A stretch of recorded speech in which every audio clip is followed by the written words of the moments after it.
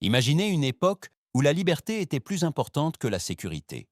Une époque où personne ne se demandait si quelque chose était dangereux, malsain ou moralement acceptable.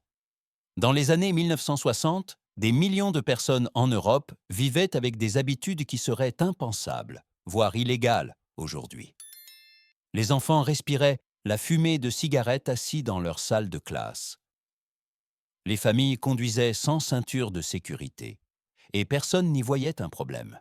La publicité promettait des merveilles sans assumer de responsabilité. Ce qui était considéré comme normal à l'époque enfreindrait aujourd'hui des lois, entraînerait des sanctions ou paralyserait des entreprises entières.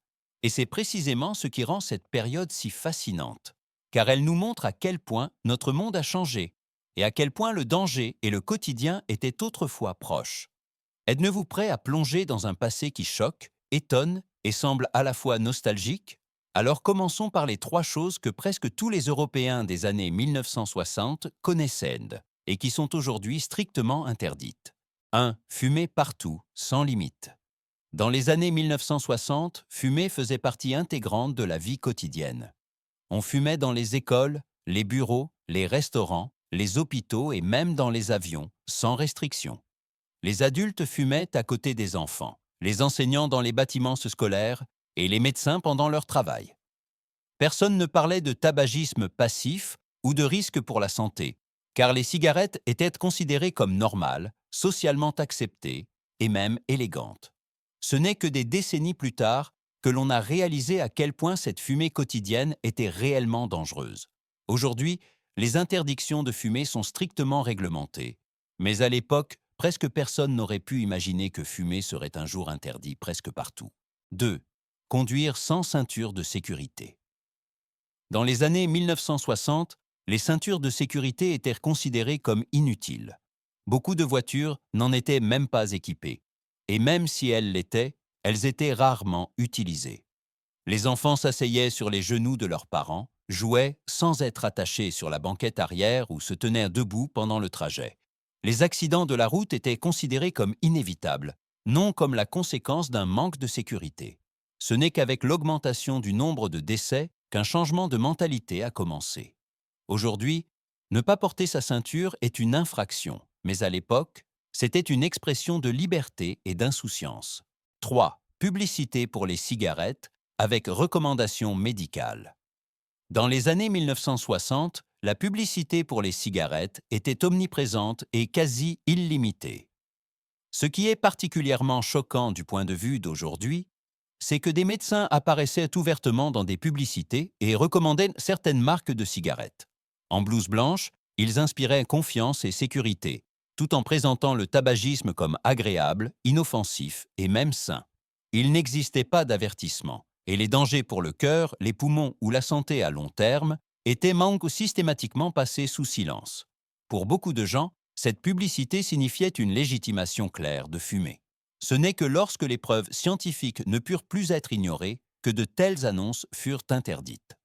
Aujourd'hui, cette forme de publicité est considérée comme l'un des plus grands exemples de désinformation du public au XXe siècle. 4. Jeter simplement les ordures et les déchets dans les rivières.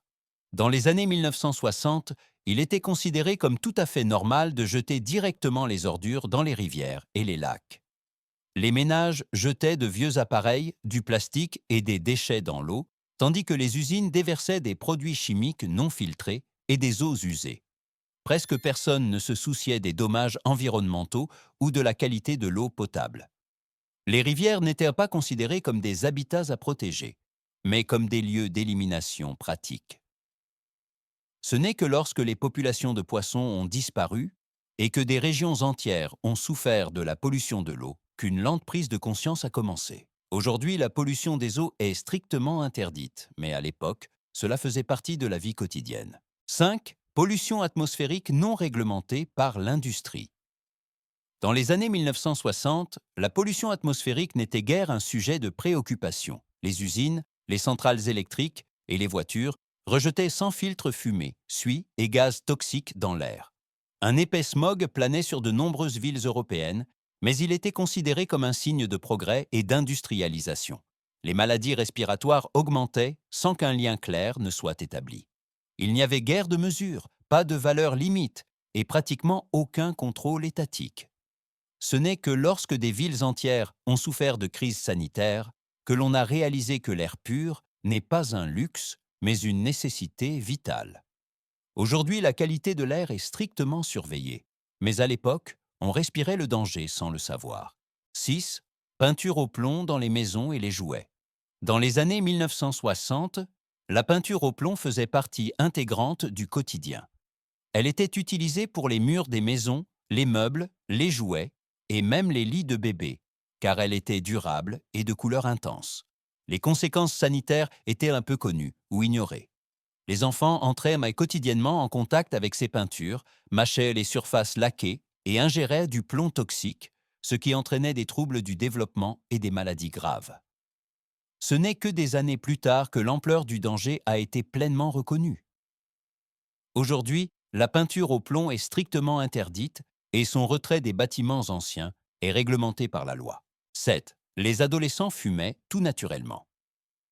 Dans les années 1960, fumer chez les adolescents n'avait rien d'inhabituel. Les cigarettes pouvaient être achetées sans contrôle d'âge, souvent même dans des distributeurs automatiques dans les cafés, les cinémas ou les écoles. Pour beaucoup d'adolescents, fumer était un signe de passage à l'âge adulte, d'indépendance et de coolitude. Les enseignants, les parents et les entraîneurs intervenaient rarement, car beaucoup d'entre eux fumaient eux-mêmes. Les avertissements sanitaires étaient rares et la prévention quasi inexistante. Ce n'est que des décennies plus tard que l'on a réalisé à quel point la consommation précoce de nicotine pouvait détruire des vies à long terme. Aujourd'hui, la vente de cigarettes aux mineurs est strictement interdite, mais à l'époque, elle était socialement acceptée. 8. Aires de jeux dangereuses sans normes de sécurité. Dans les années 1960, les aires de jeu étaient faits des lieux pleins d'aventures, mais aussi pleins de risques.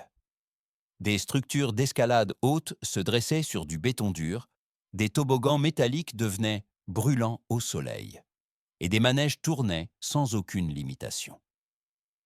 La surveillance était rare, les règles de sécurité pratiquement inexistantes. Les blessures étaient considérées comme faisant partie de la croissance et étaient rarement remises en question. Ce n'est qu'avec l'augmentation des accidents graves que l'on a commencé à réfléchir à la sécurité. Aujourd'hui, les aires de jeu sont strictement réglementées, mais à l'époque, les enfants jouaient quotidiennement avec le danger sans s'en rendre compte. 9. Jouets dangereux sans contrôle. Dans les années 1960, il n'y avait pratiquement pas de règles pour les jouets. Les fabricants n'avaient pas à effectuer de tests de sécurité et les avertissements étaient pratiquement inconnus. Les jouets contenaient des bords tranchants, de petites pièces susceptibles d'être ingérées et même des substances toxiques comme le plomb ou des produits chimiques agressifs. Les kits de chimie contenaient de vrais acides. Les armes jouets tiraient des projectiles durs.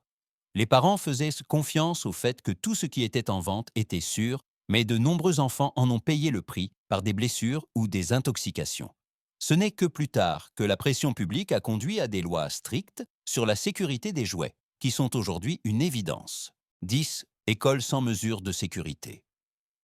Dans les années 1960, les écoles étaient des lieux ouverts sans aucun contrôle de sécurité. Les portes restaient déverrouillées toute la journée. Les visiteurs pouvaient entrer librement dans le bâtiment et il n'y avait pas de surveillance. Les élèves allaient et venaient sans contrôle. Les récréations se déroulaient sans périmètre de sécurité. La violence ou les menaces sérieuses étaient considérées comme des exceptions rares. C'est pourquoi la sécurité était rarement abordée. Ce n'est que des décennies plus tard que les changements sociaux et les nouveaux risques ont conduit à des mesures de protection plus strictes. Aujourd'hui, les portes verrouillées, les contrôles d'accès et les concepts de sécurité font partie du quotidien scolaire. Mais à l'époque, on faisait confiance à l'ouverture plutôt qu'à la protection. Les années 1960 apparaissent, du point de vue d'aujourd'hui, comme un autre monde.